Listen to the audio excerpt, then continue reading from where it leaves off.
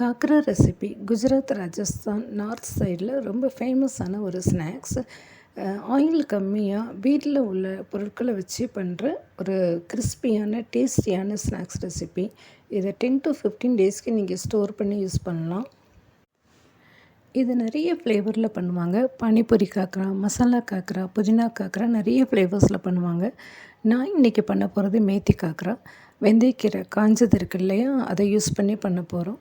எப்படி செய்கிறதுன்னு பார்க்கலாம்.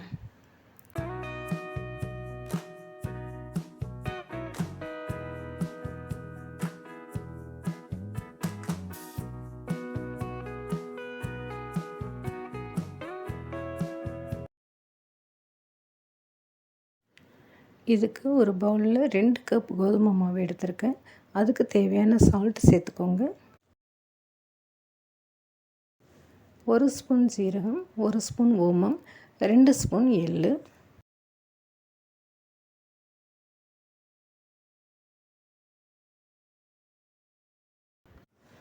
அரை ஸ்பூன் மஞ்சப்பொடி, 1 ஸ்பூன் மிளகாப்பொடி, கசூரி மேத்தி வெந்தயக்கீரை காஞ்சது இருக்கும் இல்லையா, அதை எடுத்து க்ரஷ் பண்ணி போட்டுக்கோங்க. இது கூட நம்ம எந்த கப்பால் கோதுமை மாவு எடுத்தோமோ அதால் அதே கப்பால் அரை கப் கடலை மாவு சேர்த்துக்கோங்க. 2 கப் கோதுமை மாவுக்கு அரை கப் கடலை மாவு. இது கூட ஒரு 3 ஸ்பூன் எண்ணெய் சேர்த்து எனி குக்கிங் ஆயில் சேர்த்துக்கலாம். நல்லா பிசைஞ்சு விட்டுக்கோங்க.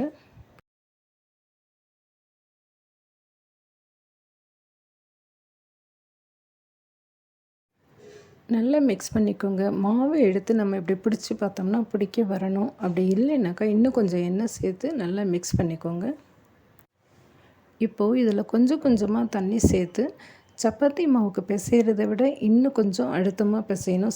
சப்பாத்திக்கு நம்ம தளர மாவு பிசைவோம். பட் இதுக்கு மாவு கொஞ்சம் கெட்டியான பதத்தில் இருக்கணும். நல்லா பிசைஞ்சு எடுத்துக்கோங்க. ஒரு 10 to 15 மினிட்ஸ் இந்த மாவு நல்லா அழுத்தி அழுத்தி பிசையணும். நல்லா பிசைஞ்சு எடுத்துக்கோங்க.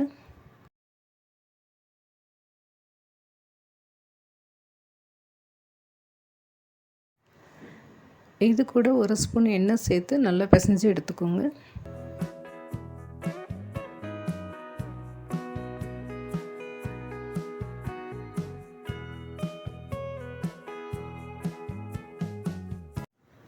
மாவு நல்லா பிசைஞ்சாச்சு. இது ஒரு அரை மணி நேரத்துக்கு மூடி வச்சிடலாம்.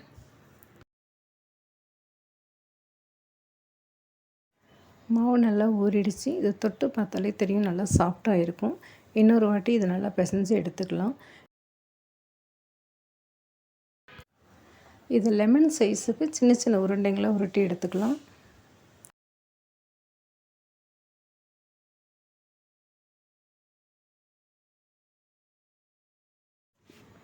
இப்போது இதுலேருந்து ஒரு உருண்டையை எடுத்துகிட்டு அது மேலே மாவு நல்லா டஸ்ட் பண்ணிவிட்டு நல்லா மெலிசாக எவ்வளோ மெலிசாக தேய்க்க முடியுமோ சப்பாத்தியோட மெலிசாக தேய்ச்சி எடுத்துக்கோங்க.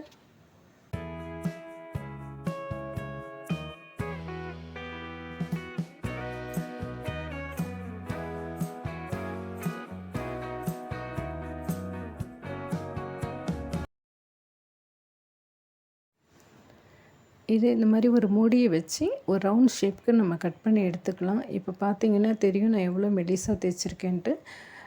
இந்த அளவுக்கு மெலிசாக தேய்ச்சி எடுத்துக்கோங்க. பாக்கி எல்லா உருண்டையும் இதேமாரி மெலிசாக தேய்ச்சி எடுத்துக்கோங்க.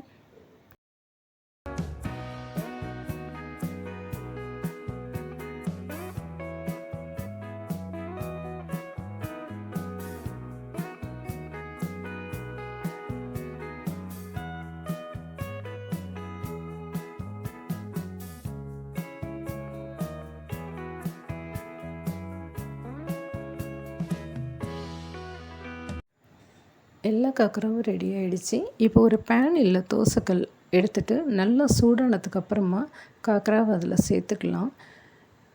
இதில் பார்த்திங்கன்னா ஒரு சின்ன சின்ன பபிள்ஸாக தெரியும். இந்த மாதிரி ஸ்டேஜில் இதை நம்ம திருப்பி விட்டுக்கலாம். இன்னொரு வாட்டி இதை திருப்பி விட்டுட்டு கிளாத்தால் இப்போ வீடியோவில் காமிச்சிருக்கிற மாதிரியே ஒரு கிச்சன் கிளாத் இல்லைன்னா நம்ம பொட்டேட்டோ மேஷ் பண்ணுறதுக்கு வச்சுருப்போம் இல்லையா, அதால் இந்த மாதிரி ப்ரெஸ் பண்ணி எடுக்கணும். மேலே ஒரு பபிள்ஸ் வந்தாலும் பரவாயில்ல, அதை நல்லா ப்ரெஸ் பண்ணி எடுத்துக்கோங்க. 2 சைடும் திருப்பி விட்டு கிளாத்தால் நல்லா ப்ரெஸ் பண்ணி எடுத்துக்கோங்க. ஒரு சைடும் நல்லா ப்ரெஸ் பண்ணணும்.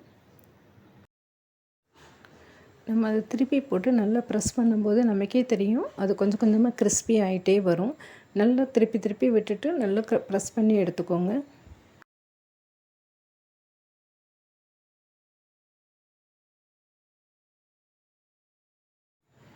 காக்கரா ரெடி ஆகிடுச்சு. இது ரொம்ப சூடாக இருக்கும். கொஞ்சம் ஆற விட்டு நான் உடச்சி காமிக்கிறேன். அடுத்தடுத்த காக்கராவும் இதேமாரி ரெடி பண்ணி எடுத்துக்கலாம். இப்போது நம்ம காக்கரா பண்ணுறதுக்காக எடுத்தோம் இல்லையா, இதே பொருட்களோட கஸ்தூரி மேத்திக்கு பதிலாக நம்ம பானிபூரி மசாலா சேர்த்தோம்னா பானிபூரி காக்கரா, சாட் மசாலா சேர்த்தோம்னா மசாலா காக்கரா, புதினா பவுடர் சேர்த்து பண்ணோம்னா புதினா காக்கரா. மற்ற எல்லா இன்க்ரீடியன்ஸும் சேம் தான். அந்த ஃப்ளேவர் மட்டும் நம்ம அது கூட ஆட் பண்ணிக்கணும். எல்லா காக்கராவும் ரெடி ஆகிடுச்சு. கையில் எடுத்து இப்படி உடச்சி பார்த்திங்கனாலே தெரியும் அது எவ்வளோ கிறிஸ்பியாக வந்திருக்குன்னு. ரொம்ப டேஸ்டியான ஹெல்த்தியான ஸ்நாக்ஸ் ரெசிபி. ட்ரை பண்ணி பாருங்கள். வீடியோ பிடிச்சிருந்ததுன்னா லைக் பண்ணுங்கள், சப்ஸ்கிரைப் பண்ணுங்கள், கமெண்ட் பண்ணுங்கள். நெக்ஸ்ட் வீடியோவில் பார்க்கலாம். பாய்.